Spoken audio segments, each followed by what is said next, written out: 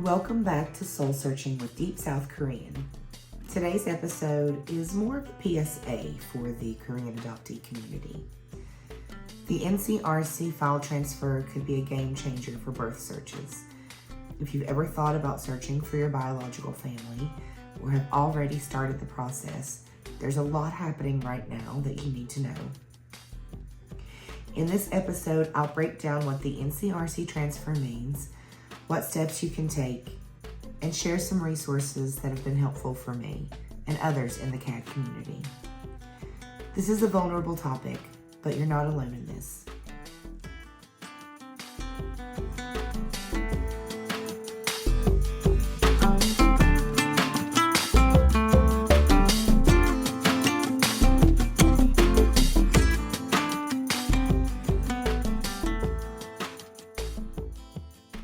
Hi guys, so today I want to talk about what's happening in the Korean adoptee community in regards to birth searches and our adoption paperwork.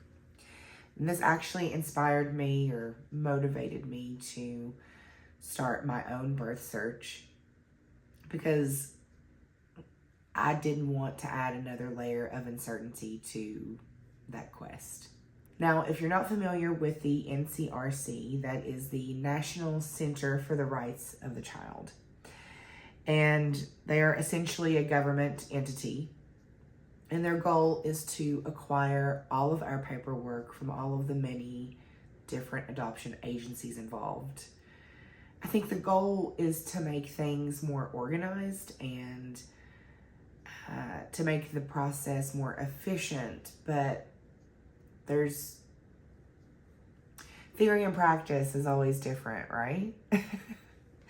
So there's a lot of concerns in the community about how this file transfer, this change could actually cause more problems in the immediate future rather than resolve them.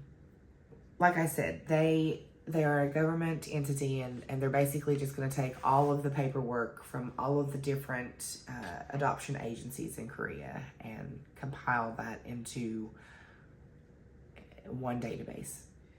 This is going to start July of this year, so July 2025. But some agencies like Holt International has already announced that they will no longer be handling any birth searches as of March 30th. So I do apologize if you are hearing about this after March 30th, because that means that this is started. And if you haven't started your birth search yet, then this could affect that.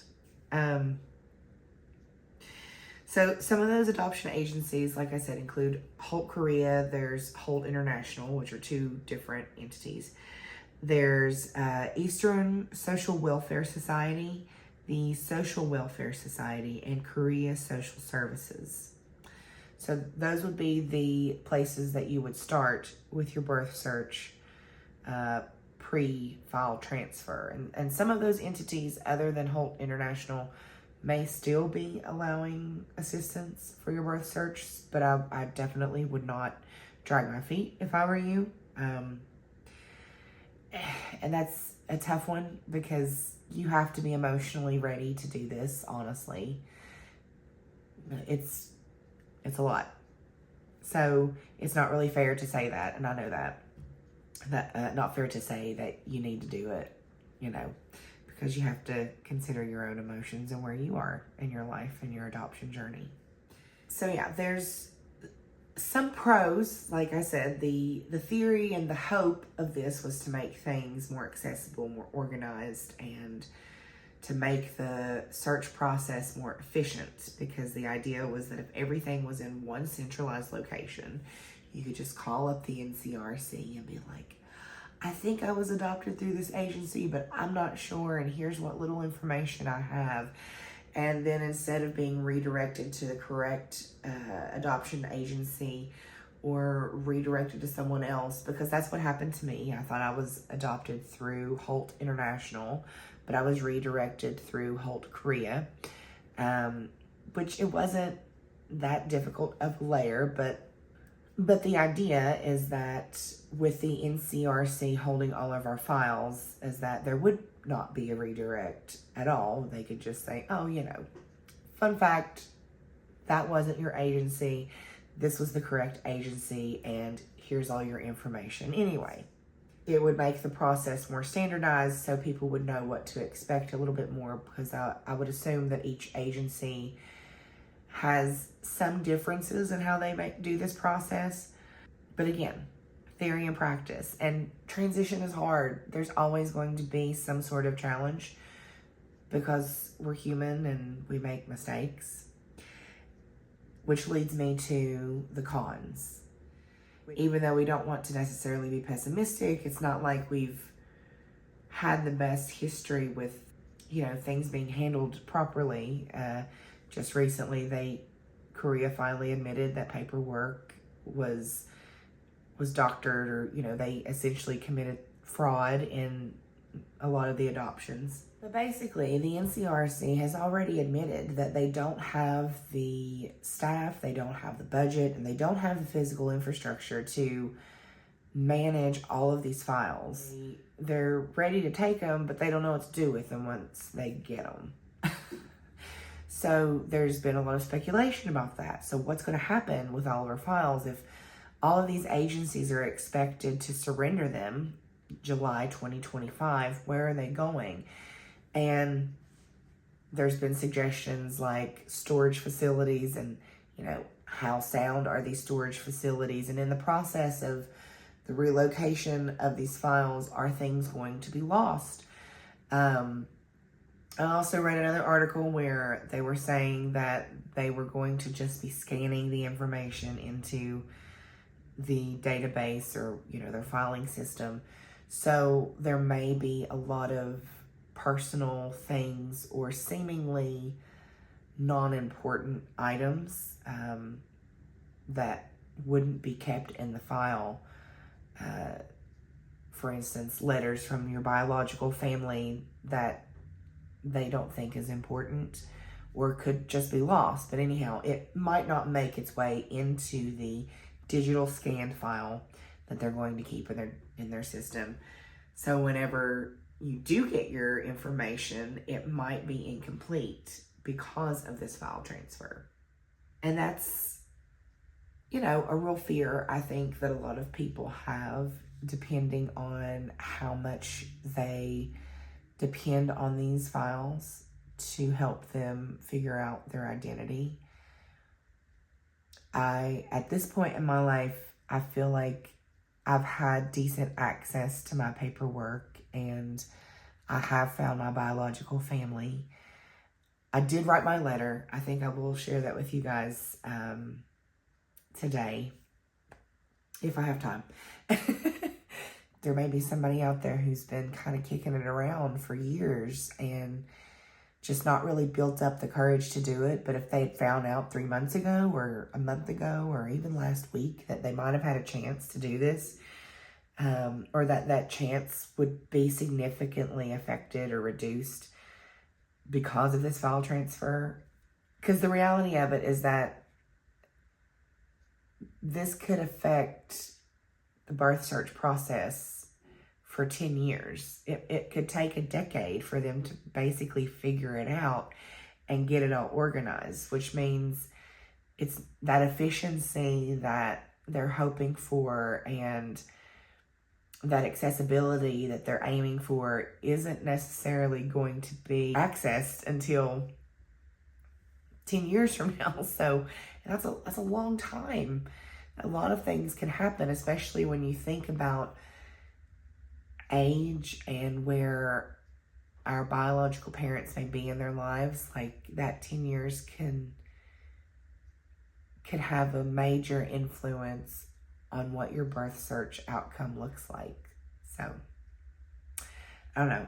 There's just been a lot of things around it that have made me very grateful that I heard about the file transfer when I did and decided to get involved in the Korean adoptee community when I did. And I want to make sure that there isn't anyone left behind. I know that's impossible or maybe even an unrealistic thing to say, but I want to do my part. Someone did their part to get the word out so that I heard about it. So I feel like this is my way of paying it forward. Okay, I'll get off my soapbox. So let's talk about the emotional preparedness that really comes with this. Like I said, it's not fair for me to kind of push people and urge them to do this without taking that into consideration, because you do have to be emotionally ready for it. There was like a whole questionnaire that my social worker sent to me to kind of get me in that mindset and to prepare me for what may or may not come. Am I emotionally sound, period, in my life? Am I in a good place? Because, if I'm not in a good place and I'm seeking out this connection as a way to be a distraction or some sort of resolution or some delusional happy, then that's not healthy. And that was something that those questions kind of made you think about. And I think it was also to assess me before they initiated on their part, the adoption agency, that is. Because we all have a little bit of trauma that comes from our adoption, some more than others for sure. And I think it's important to take that into consideration and know where you stand with it. Because you don't want to take that into the relationships that you're going to have, hopefully, with your biological family. And that works on both sides. I've heard of adoptees reuniting with their biological mothers, and that guilt that their mother had was just so overwhelming that it essentially suffocated their chance at reconnecting. So, yeah, there's just a lot of things to consider when you go into this birth search. There's a lot of mental health checks that you have to do along the way. It's not a solution. It's not an answer. It's not a fairy tale. I've heard some very real stories from other adoptees that, make you kind of sit back and assess and ask yourself, all right, are you sure you still want to do this? You're about to enter into a world unknown. You're going to learn things that you may not want to know. You're going to meet people that you may not want to know. Because just like, they're still human, right? Just like there are family members that I have here in my adopted family that I don't want anything to do with, there's just as good a chance that there's going to be family members in my biological family that I am not going to want anything to do with. Yeah, I think it's just important that you kind of check in with yourself in that way to make sure you don't have unrealistic expectations of what's out there and what may be. But no matter what you decide to do, I think it's important that you give yourself grace and you remember that it's your timeline. It's your story. It's your path to forge, not anybody else's. Another adoptee was very kind. I was talking to her about my letter because I don't know why, but it just took me weeks to come to terms with writing that letter. And it honestly rendered me a little bit speechless in a lot of ways. I didn't even make content that much because I felt like I was at a crossroads and I didn't know what to do with the information or where I was going to go from that point. But anyway, she was very kind and she looked at me and I was sharing that I didn't know what I was going to write, but that I wanted to, And she said, it's okay if you don't. And it's okay if you take a really long time. You don't owe them anything. This is your choice. You get to decide when and if, and that's okay if you don't. You have done enough, and that's okay. And again, another great reason to have friends in the CAD community, because they just get it and they can give you advice that no one else can. So yeah, definitely be kind to yourself and check in with yourself. And, because there isn't a lot of time left on the clock and this file transfer is kind of changing things up, if you still want to go through your adoption agency, you need to make sure you know the right one. Make sure you have your K number, your birth date, your adoptive parents' names, and your birth name, like your Korean name. Those seem to be the top 4 bits that they search under. I want to say that you can be found with like 2 of the 4, but the more you have, the better off you are, obviously. And there's always the off chance that your information may not be correct. I've heard of adoptees with given the wrong name and even the wrong birth date. Talk about identity crisis, right? Like finding out the information that you use to kind of identify yourself as a person on paper is not right. Those are the things that you'll want to have before you go on your birth search, just to kind of make things go a little bit faster. And then from that point, it's just a little bit of paperwork, power of attorney to give them permission to look for your information and access your files. Of course, with the NCRC file transfer, and like I said, some agencies may have decided to stop initiating those searches because of the transfer that's happening in July. You may want to try to reach out to NCRC directly, and I will have that information in the blog. But if you're listening and you want to take it down, the email that I found is familysearch@ncrc.or.kr. That's the email address if you want to initiate your birth search through NCRC. There's also a phone number, but I'm going to edit that into the video here below the screen. And then I'll put that in the blog because it's a foreign phone number and those are complicated.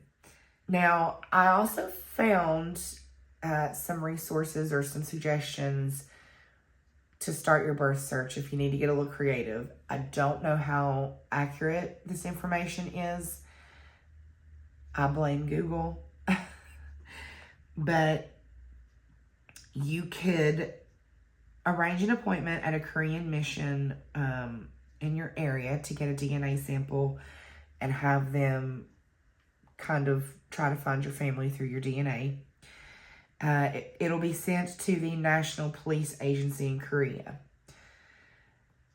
And then you can contact the Consulate General in Chicago by calling, and this is a U.S. number, so I will share it, by calling 1-312-822-9485. Or you can email them at chicago@mofa.go.kr. That felt very PBS. I did say I was making a PSA for the CAD community today, so here we go. Now, there's also a lot of like organizations and groups that you might contact who could help you through your birth search process. I know paperslip.com has a lot of resources, a lot of suggestions and ways that you can search for your birth family outside of contacting your adoption agency. I know there's a lot of like DNA resources on there as well. There's GOAL, Goal, that's the Global Overseas Adoptees link.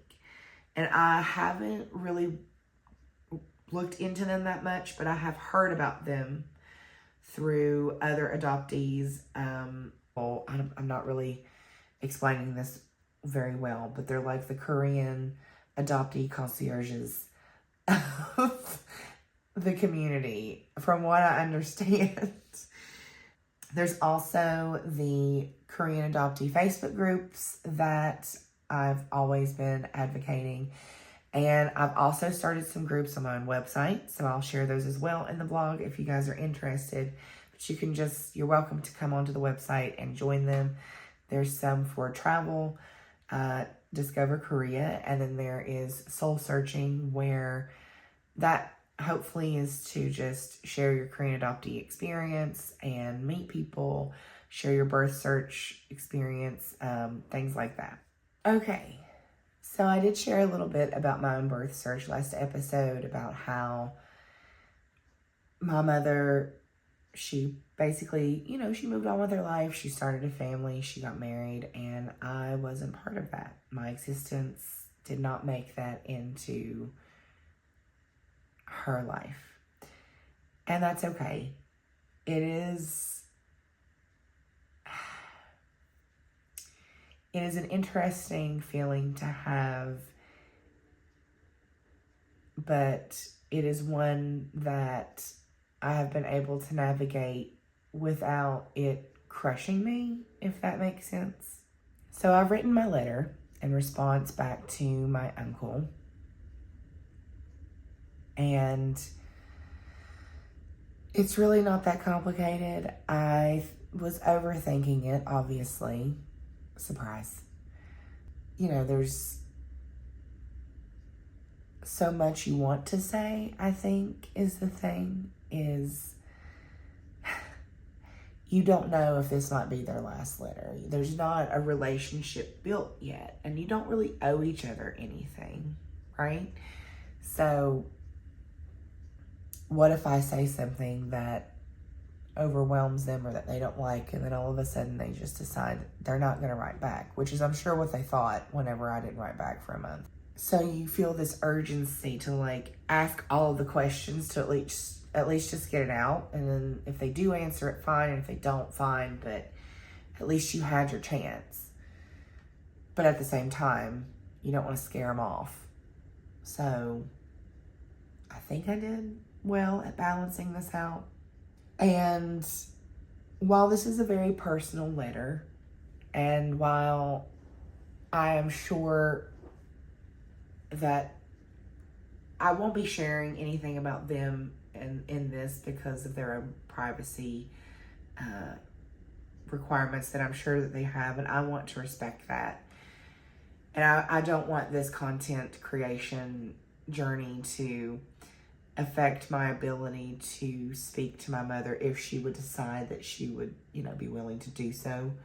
So I won't be taking the cameras and sharing information, about our meetings and what they say back to me necessarily. But I feel okay with sharing my side of things. Because again, I'm not doing this for me. I'm doing this for someone else out there who is like me, who might see this and is like, I don't know what to write. I don't know what to say. I don't even know where to get started. But maybe you hear this podcast, and maybe you hear this letter that I'm about to read you, and it feels a little bit more attainable.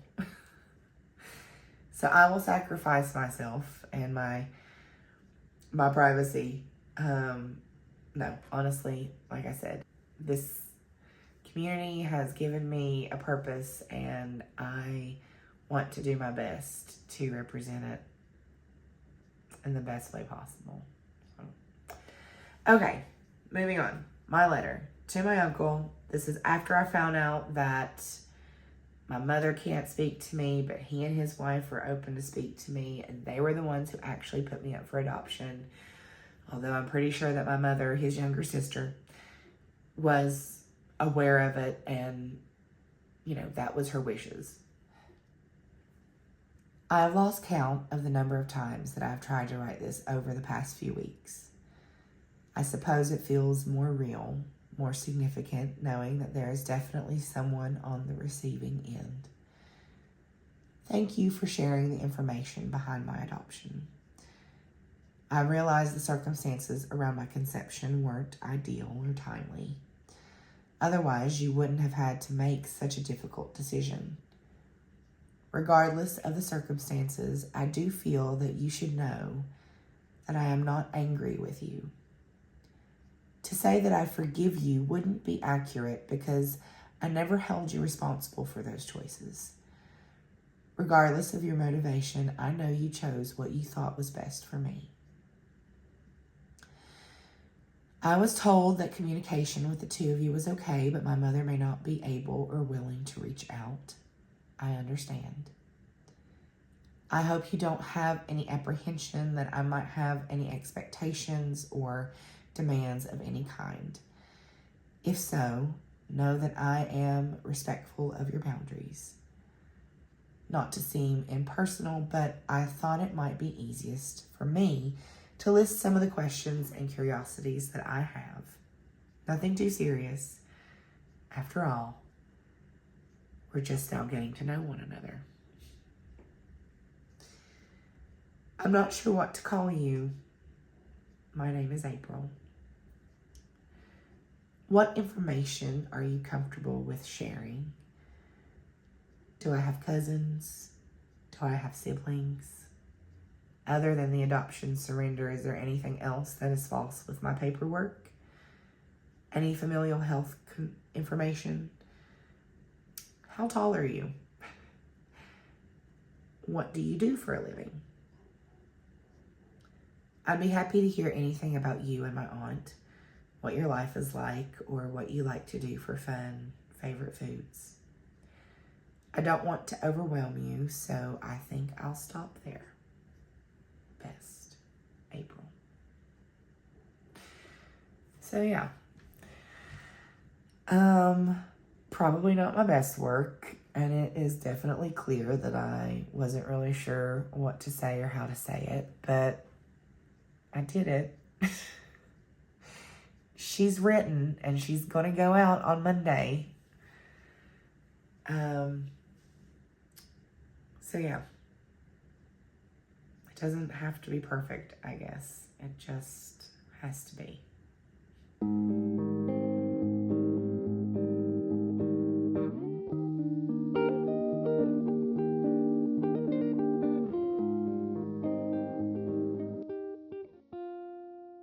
That's it for today's episode of Soul Searching with Deep South Korean. Birth searching isn't easy. It's messy, emotional, and often uncertain. But you don't have to walk this path alone. If this episode was helpful, please consider subscribing and leaving a review.